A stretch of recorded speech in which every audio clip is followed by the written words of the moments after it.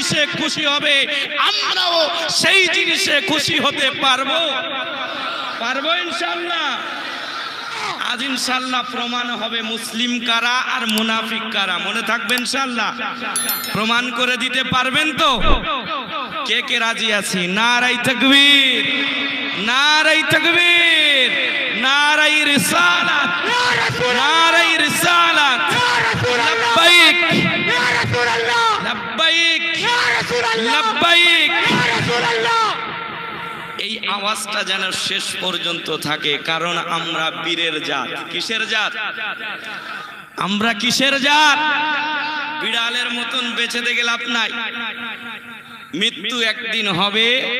তবে আমরা বাহাদুরের মতন রবের প্রশংসা করতে করতে, রসুলের শানে দরুদ পড়তে পড়তে, আল্লাহর জমিনে আল্লাহর হুকুম মানতে মানতে, কালিমা পড়তে পড়তে, কোরআনকে মাথায় নিয়ে, নবীর সুন্নাহকে শরীরে নিয়ে আমরা কবরে যাব ইনশাআল্লাহ।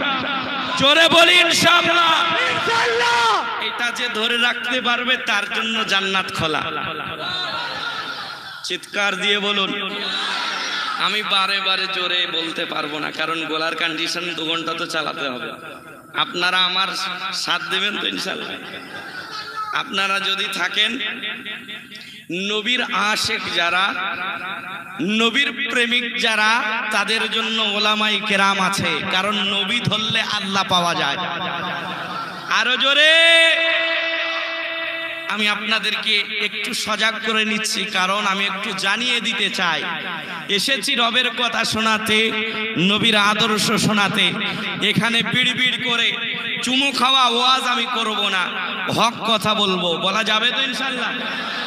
যাবে তো ইনশাআল্লাহ? আমাদের একটাই মাকসাদ, রব ধরবো নবীর তরিকা অনুযায়ী ইনশাআল্লাহ। এই পদ্ধতিতে যারা দুনিয়ায় চলবে, দুনিয়ায় তারা রবকে পেয়ে যাবে, হাসরের ময়দানে জান্নাতও পেয়ে যাবে। আরো জোরে বলুন। আমি আপনাদেরকে অনুরোধ করব, আমি এত কঠিন করে প্রথমে এই জন্য বললাম, আপনাদেরকে একটু জাগিয়ে নিলাম, কারণ আমরা ইশকে মুস্তাফার কথা শুনতে এসেছি, নবীর শান শুনতে এসেছি।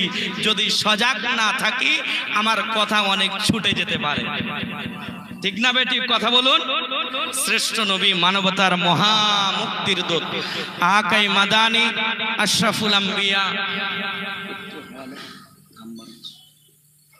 सैयदुल अंबिया, खातमुल अंबिया, मदीना का ताजदार, आफ़ताब नबूवत, फ़ख्र मौजूदत, हज़रत मुहम्मदुर रसूलुल्लाह सल्लल्लाहु अलैहि वसल्लमेर प्रति लक्ष कोटी दरूद ও সালাম বর্ষিত হোক। আমরা সকলেই প্রাণ ভরা ভালোবাসা নিয়ে, নবীর প্রেম অন্তরে জাগ্রত করে, আমার আপনার আওয়াজ যতটা আছে আমরা সকলেই পড়ছি আল্লাহুম্মা আমিন, আল্লাহুম্মা আমিন।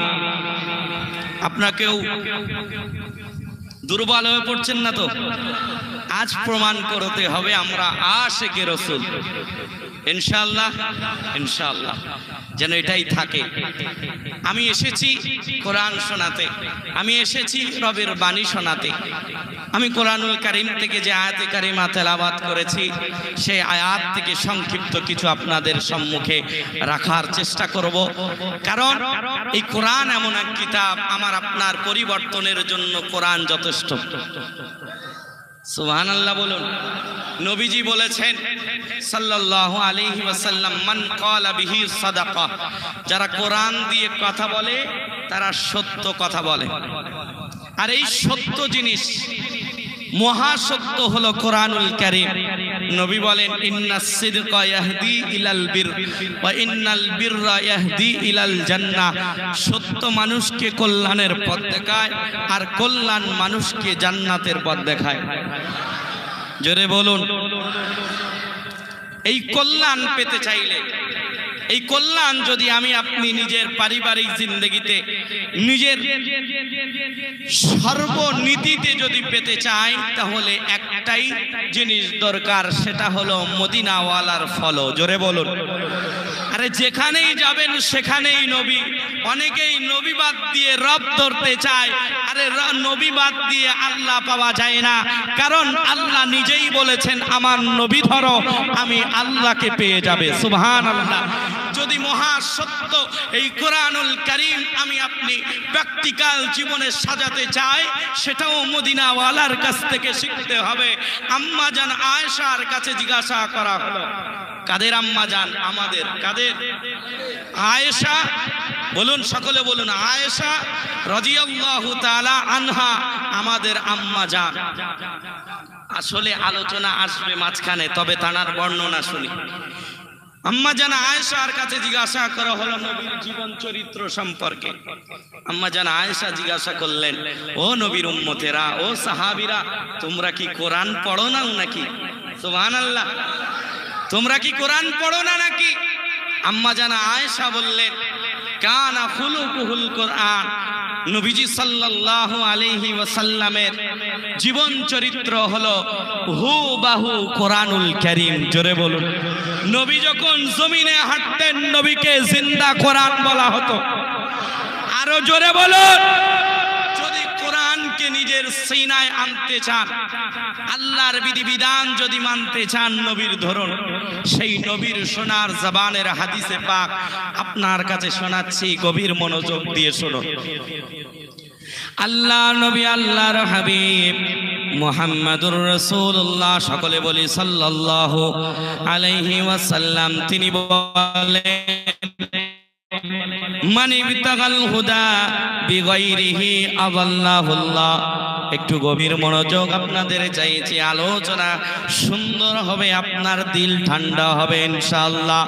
আমি রবের উপরে তাওয়াক্কুল করে আমি আগাচ্ছি, আমার রব আমাকে যা বলাবে আমি সেটাই বলবো ইনশাআল্লাহ। তবে নবীজি সাল্লাল্লাহু আলাইহি ওয়াসাল্লামের বর্ণনা শুনুন। আল্লাহর নবী, আল্লাহর হাবিব মুহাম্মাদুর রাসূলুল্লাহ সাল্লাল্লাহু আলাইহি ওয়াসাল্লাম, তিনি বলেন, মানিবতাগাল হুদা বিগাইরিহি আই মানিত্তাবাআল কুরআন। আল্লাহর নবী বলেন, যারা কোরআন বাদ দিয়ে হেদায়েত খোঁজার চেষ্টা করবে, আল্লাহুল্লাহ, আল্লাহ তাকে নিজে পথভ্রষ্ট করবে। সেই জন্য এই হাদিসে পাকের দিকে তাকিয়ে একটা কথা বারো করা যেতে পারে, কোরআন আছে যেখানে, আমরা আছি সেখানে ইনশাআল্লাহ। বলুন ইনশাআল্লাহ। কারণ কোরআন আমার আপনার লাগবে। কোরআন বাদ দিয়ে আমি আপনি হেদায়েত পাবো না। কোরআন যেখানে নাই, কোরআনের কর্মসূচি যেখানে নাই, কোরআনের হুকুম বিধিবিধান যেখানে চলে না, আমাদের নিয়ত যদিও ভালো থাকে, তারপরেও আমরা সেখানে যাই। আমাদের নিয়ত ভালো যে আমি ওখানে ভালো হতে যাচ্ছি, তবে সেখানে কোরআন নাই। আমি আপনাদেরকে একটা কথা বলতে চাইছি, এটাই, এই প্লেনে আপনি বসিয়ে নেন, কোরআন যেখানে নাই সেখানে হেদায়েত থাকতে পারে না। আল্লাহ তাকে নিজে পথভ্রষ্ট করবে। আল্লাহ যদি পথভ্রষ্ট করে দেয়, দুনিয়ার কারো কি ক্ষমতা আছে হেদায়েত দেওয়ার? আছে? ও দুনিয়ার মানুষ, তাহলে হাদিসে পাক থেকে আমি আপনি কি বুঝলাম? কোরআন ধরতে হবে। এখন থেকে একটা নিয়ত করুন, কোরআন আছে যেখানে, কোরআনের কর্মসূচি আছে যেখানে, আমরা আছি সেখানে ইনশাআল্লাহ। বলুন। আলোচনা বুঝে আসছে তো? শুরু করছি। দেখুন, মজার মজার কথা শোনাবো ইনশাআল্লাহ। নবীজির কথাটা গভীর মনোযোগ দিয়ে শুনুন। এই কোরআনের গুরুত্ব কত! তবে আমরা হতভাগা কপাল পড়া মুসলমান, এই কোরআনটা আমরা শুধু নামাজে সীমাবদ্ধ রেখেছি, এই কোরআনটা আমরা শুধু তেলাওয়াতে সীমাবদ্ধ রেখেছি। এই কোরআন এসেছে আমাদেরকে মহাজ্ঞানী বানানোর জন্য, এই কোরআন এসেছে সবচাইতে দামি বানানোর জন্য। ও দুনিয়ার মানুষ, আমরা মুসলিম হয়েছি বটে, তবে এই কোরআনটা একবারও বোঝার সৌভাগ্য হলো না। কোরআনে আল্লাহ পাক আসলে বলেছে তো কি বলেছে একবার তো খুলে দেখি, কখনো সৌভাগ্য হলো না। কত কিতাবাদি পড়লাম, তবে কোরআন পড়ার সুযোগ হলো না। ও হতভাগা মুসলমান, আমি আপনাদের পায়ের উপরে, কদমের উপরে আমার হাতটা রেখে বলে যাচ্ছে, বয়স যতদূর গিয়েছে সমস্যা নাই, আপনি যেখানেই আছেন সেখান থেকে কোরআনটা বোঝার চেষ্টা করুন। চাই পারুন আর নাই পারুন, আপনার উপরে ডিপেন্ড করে না। আপনি কি করছেন এটা ডিপেন্ড করে, আপনি বুঝতে পারছেন কি না পারছেন, আপনার স্মৃতিশক্তি ভালো কি না খারাপ এটা দেখার বিষয় নাই, আপনি কতটা চেষ্টা করেছেন এটা দেখার বিষয়। আল্লাহ সেই জন্য বলে, রে বান্দা আমি অন্য কিছু দেখি না, বান্দা তোর চেষ্টাটা দেখি।